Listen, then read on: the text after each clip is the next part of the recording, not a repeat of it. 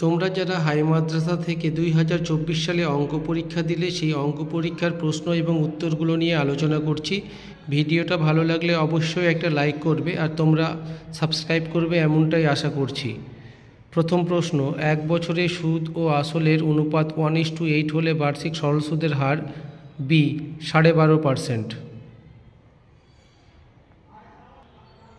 2 নম্বর, এটা হবে সি 9।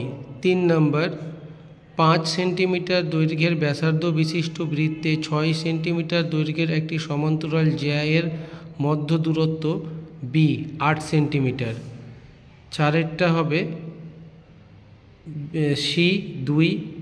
5এরটা হবে এ x একক। 6এরটা হবে বি x + y = 19। শূন্যস্থান পূরণ। 1এরটা বার্ষিক 5% চক্রবৃদ্ধি হার সুদে কিছু টাকা 2 বছরে চক্রবৃদ্ধি সুদ 615 টাকা হলে আসল 6000 টাকা। 2এরটা হবে √3√5। 3এরটা হবে একটি চতুর্ভুজের বিপরীত কোণদ্বয় পরস্পর সম্পূরক হলে চতুর্ভুজের শীর্ষবিন্দুগুলি সমবৃত্তস্থ।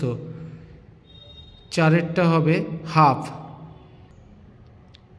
5এরটা হবে 3:1। 6এরটা হবে কেন্দ্রীয়। এবার ট্রু ফলস।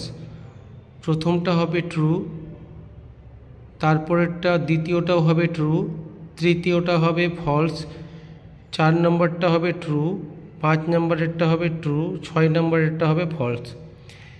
এবার যে 2 মার্কের অঙ্কগুলো ছিল সেগুলো দেখে নাও এবং চ্যানেলটাকে সাবস্ক্রাইব করে রাখো। চেষ্টা করব খুব তাড়াতাড়ি সেই অ্যান্সারগুলো করে দেওয়ার।